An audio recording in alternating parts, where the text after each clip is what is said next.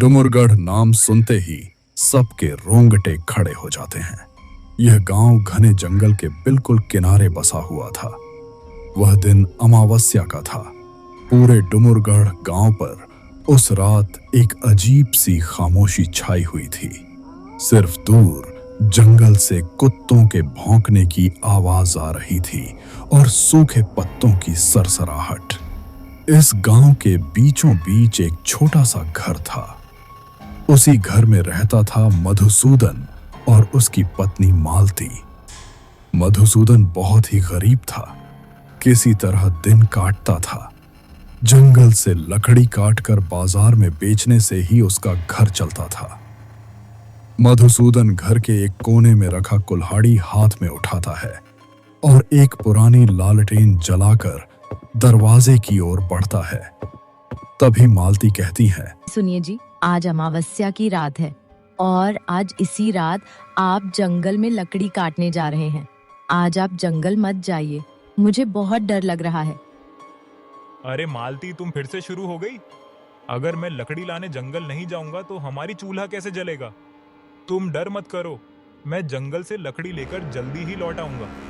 मालती और कुछ नहीं कहती, बस दरवाजे के पास खड़ी रह जाती है। उसकी आंखों में आंसू चमक रहे थे। मधुसूदन कुल्हाड़ी कंधे पर रख लालटेन हाथ में लेकर बाहर निकल पड़ता है। दूसरी ओर गांव के बीचों बीच पुराने बरगद के पेड़ के नीचे कनाई की चाय की दुकान थी। दिन भर लोगों से भरी रहने वाली दुकान रात में अजीब लगती थी। उस रात दुकान लगभग बंद होने वाली थी, फिर भी वहां 3-4 लोग बैठे थे। कनाई, देबू मोहन और गांव का सबसे बुजुर्ग आदमी भैरव काका। अरे आज कुत्ते इस तरह क्यों भौंक रहे हैं रे? लगता है जैसे कोई आत्मा या पिशाच बाहर घूम रहा हो। आज अमावस्या है ना? हाँ रे, ठीक ही कह रहे हो तुम लोग। आज अमावस्या है। इस रात जंगल जाना मतलब खुद ही अपने ऊपर मुसीबत बुलाना। आज चालावा बाहर बाहर घूमती रहती है। हाँ, और मैंने तो ये भी सुना है कि इस जंगल की चालावा कहते हैं रूप बदलकर इंसान का रूप भी ले सकती है। सब बातें कर ही रहे थे कि तभी दूसरी ओर से मधुसूदन एक हाथ में कुल्हाड़ी और दूसरे हाथ में लालटेन लेकर आता दिखाई देता है। लालटेन की कांपती रोशनी में मधुसूदन धीरे धीरे आगे बढ़ रहा था। अरे ये मधुसूदन इतनी रात को कहाँ जा रहा है रे कुल्हाड़ी लेकर? ए काका, मैं जरा जंगल की ओर जा रहा हूँ लकड़ी लाने। पागल हो गया है क्या मधुसूदन? इतनी रात को कौन जंगल में लकड़ी लेने जाता है, और वो भी आज अमावस्या की रात? भाई कनाई, अगर मैं लकड़ी काटने जंगल नहीं जाऊं तो मेरा घर गृहस्थी कैसे चलेगा भाई। इसीलिए मेरा काम कभी बंद नहीं होता। घर चलाने के लिए मजबूरी में मुझे जंगल जाना पड़ता है। हर दिन मेरी पत्नी मालती मुझे उस जंगल में लकड़ी काटने जाने से मना करती है। आज भी कितनी बार मना किया था, फिर भी मजबूरी में मुझे जाना पड़ रहा है। आज के दिन तो कम से कम भाई मत जा। आज अमावस्या की रात में उस जंगल में कोई इंसान नहीं जाता, सिर्फ चालावा ही घूमती रहती है। उसी वक्त एक ठंडी हवा का झोंका आया, मानो हवा के साथ कुछ और भी गुजर गया हो। सभी के शरीर में सिहरन दौड़ गई, लेकिन मधुसूदन नहीं डरा। वह कुल्हाड़ी और लालटेन लेकर आगे बढ़ता रहा। मधुसूदन चाय की दुकान पार कर कुछ आगे निकल गया। गांव की आखिरी सीमा पार करते ही सामने काला सन्नाटा भरा भयानक डुमरगढ़ का जंगल शुरू हो गया। रात का अंधेरा पहले से और डरावना लगने लगा। पेड़ों की डालियां हवा में कुछ अलग ही ढंग से हिल रही थीं। जंगल से आने वाली आवाजें ऐसी लग रही थीं मानो किसी इंसान की आवाज हो। मधुसूदन रुक जाता है। कौन है रे वहां? अगर कोई है तो सामने आ। लेकिन कोई जवाब नहीं आता। तभी एक परछाई पेड़ के पीछे से बहुत तेजी से आगे निकल जाती है, इंसान जैसी चाल के साथ। कौन है रे तू? मोहन, तू है क्या? अगर गांव का कोई आदमी मुझे डरा रहा है तो मैं डरने वाला नहीं हूँ। सीधे तरीके से मेरे सामने आ जा, वरना मेरे हाथ में जो कुल्हाड़ी है उससे तेरा सिर धड़ से अलग कर दूंगा। फिर वह परछाई मधुसूदन की ओर आने लगती है और वह कोई और नहीं बल्कि मधुसूदन की पत्नी मालती थी। मधुसूदन का दिल धक से रह गया। अरे मालती, तुम इस भयानक जंगल में इतनी रात को क्या कर रही हो? मैंने तो तुम्हें कहा था कि मैं जल्दी घर लौट आऊंगा, फिर जंगल आने की क्या जरूरत थी? मालती मुस्कुराई और बोली, घर वापस चलो मधुसूदन, रात बहुत हो गई है। इतनी रात को इस जंगल सही नहीं है। लेकिन वह आवाज मालती की नहीं थी, वह आवाज जंगल के चलावा की थी। डर के मारे मधुसूदन एक कदम पीछे हट गया। उसी पल मालती जैसी आकृति धीरे धीरे धुएं बनकर गायब हो गई। यह देखकर मधुसूदन बहुत डर गया। उसका खून जमने लगा। ये कौन था? ये तो मालती हो ही नहीं सकती। ये जरूर इस जंगल की चालावा थी। मुझे किसी भी हालत में डरना नहीं चाहिए। मधुसूदन रुका नहीं, वह आगे बढ़ता रहा। जंगल के अंदर से बहुत डरावनी आवाजें आने लगी। थोड़ी देर बाद मधुसूदन जंगल के बीच आ चुका था। अब उसमें पीछे लौटने की हिम्मत नहीं थी, आगे जाने का डर अलग। अचानक उसे अपने पीछे किसी के चलने की आवाज आई। वह पीछे मुड़कर देखता है, लेकिन वहां कोई नहीं था। यह सब देखकर मधुसूदन जोर से बोलता है, कौन है रे? अगर हिम्मत है तो सामने आकर दिखा।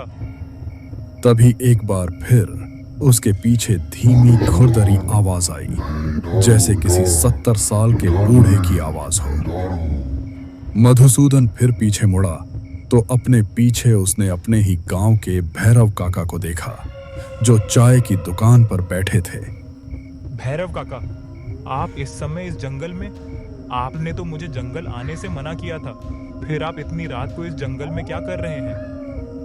मैं तो तेरे ही आने का इंतजार कर रहा था। रे मधुसूदन, आज तुझे मेरे हाथ से कोई भी नहीं बचा पाएगा। मधुसूदन, बहुत दिनों हो गए हैं इंसानों की गर्दन मरोड़े हुए। यह देखकर मधुसूदन पीछे हट गया। इसी के साथ भैरव काका की आंखें लाल हो गईं, दांत लंबे, चेहरा विकृत। मधुसूदन जान बचाकर दौड़ने लगा, हाथ में कुल्हाड़ी कसकर पकड़े हुए। मधुसूदन के पीछे पेड़ों की डालियां टूटती हुई दौड़ रही थीं, कभी जमीन पर, कभी पेड़ों पर। दौड़ते दौड़ते अचानक सामने एक गहरी पुरानी खाई आ गई। अब आगे जाने का रास्ता नहीं था। पीछे से चलावा की हंसी की आवाज। अचानक हंसी रुक गई। अब मधुसूदन के पास न आगे जाने का रास्ता था, न पीछे लौटने का।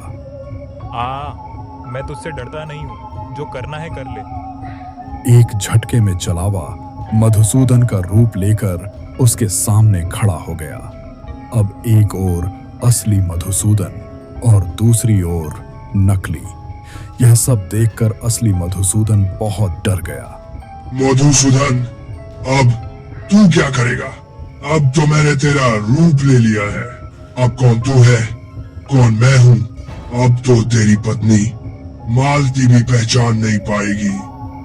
तभी चलावा मधुसूदन की गर्दन मरोड़ते हुए आगे बढ़ने लगा।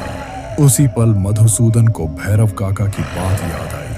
हाँ, आते समय मधुसूदन काका ने कहा था कि चालावा रोशनी की चमक सहन नहीं कर पाती।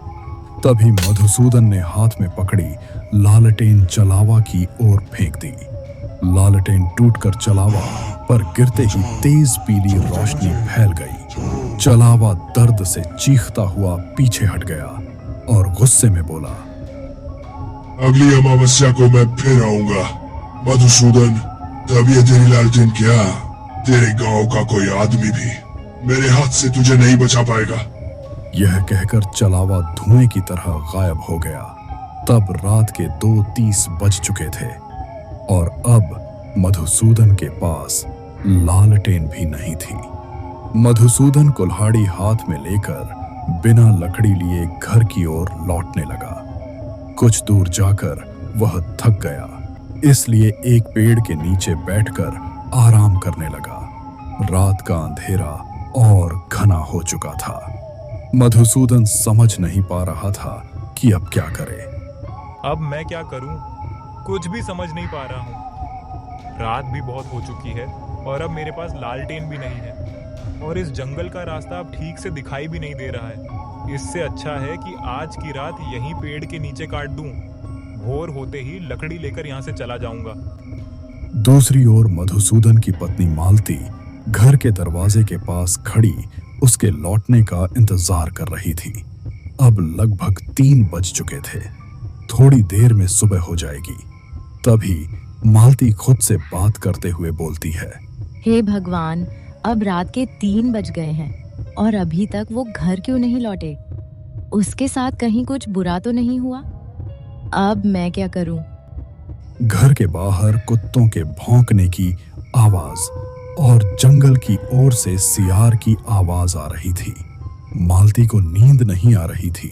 लेटे लेटे वह मधुसूदन के बारे में सोच रही थी और घर के अंदर इधर उधर टहल रही थी।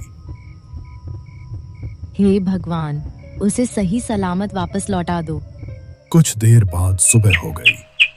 सुबह होते ही मालती गांव की चाय की दुकान की ओर चल पड़ी। चाय की दुकान पर वही लोग बैठे थे जो रात में मधुसूदन को समझा रहे थे। फिर मालती चाय की दुकान पर पहुंचती है।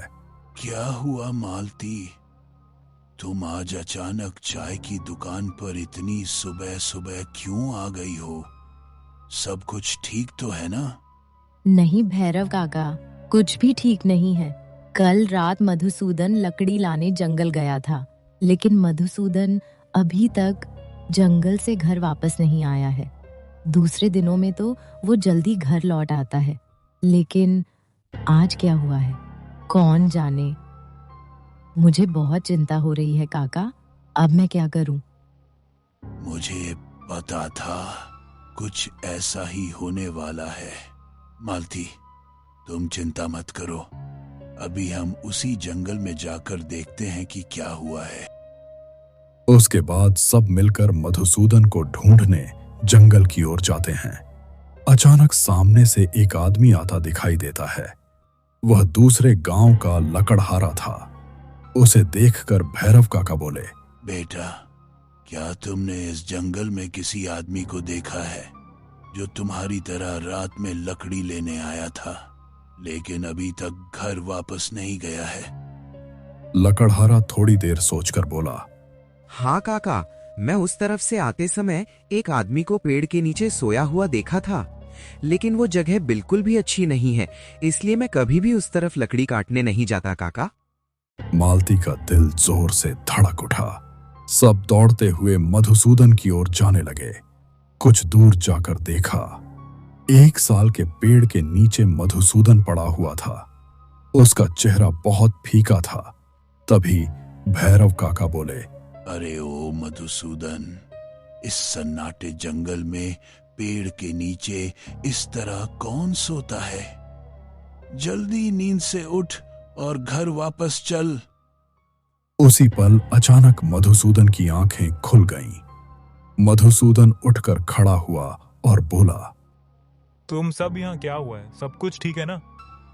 और मालती, तुम भी इनके साथ इस जंगल में क्या हुआ है? आप सारी रात घर नहीं आए तो क्या मुझे चिंता नहीं होगी? मैं सारी रात आपकी ही चिंता में सो नहीं पाई और आप पूछ रहे हैं क्या हुआ? मालती, अब मैं तुम्हें क्या कहूँ? समझ नहीं पा रहा हूँ कि उस रात मेरे साथ क्या हुआ था। क्या हुआ मधुसूदन? रात में जंगल में तेरे साथ? भैरव काका, अब मैं आपको क्या बताऊं, समझ नहीं पा रहा हूँ। कल रात जब मैं लकड़ी लेने जंगल में आया था, तब मालती का रूप लेकर इस जंगल की चालावा मेरे सामने आई थी। उसके बाद वो गायब हो गई।